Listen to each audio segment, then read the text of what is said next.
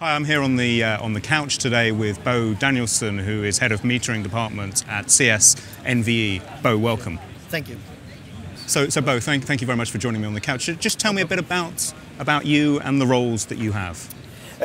My role in CS NVE, which is the second largest utility in Denmark, is I'm head of the smart metering and the installation department. So I'm basically in charge of all our meters, but also the data retrieval from the meters and the daily operation of the meters. Yeah. So someone that's directly involved in a utility in this era where it seems to me that it's in as much flux as it's ever been, exactly, with government policy and demand from the end user.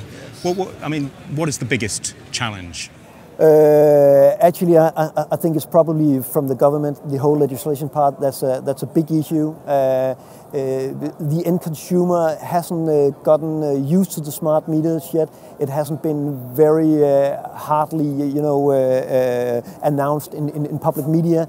So I actually think we are at a stage where we only need now to really focus on why we installed the meters, and that is to actually provide some benefit for the end user. So this is being driven by policymakers, by governments, do you think? It is, but it's also driven about the individual utilities and their ideas to bring up new concepts where we can benefit both the utility companies in order to do things more productively or better, but also, of course, to provide end users with benefits. And an example of that is actually our every customer in our grid area who has a smart meter also has an individual login to a web page where they can follow their consumption hour by hour.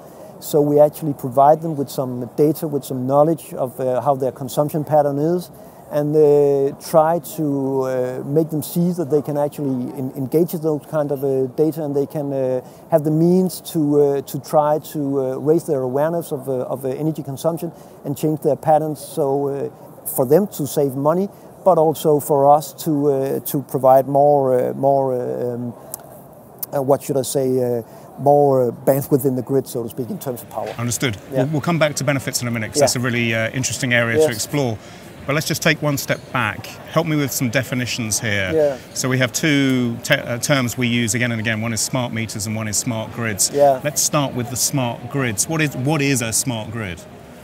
I actually think it's a way of defining it's a way of defining things, and it's not 100% definition. It can take many forms, but I actually think smart grid will probably be a grid which, to some extent, is able to think for itself on the basis of data retrieved from either smart meters or smart devices placed strategic points in the grid, and help to maximize benefits in the grids in terms of connecting the grid in the right way, in terms of being able to react faster to power outages and stuff like that. So from a very top-down view, this requires us not only to put energy across the grid, but also put communications and two-way communications across that's key. The grid, and then make use of that. Exactly. So in terms of that definition, where are we?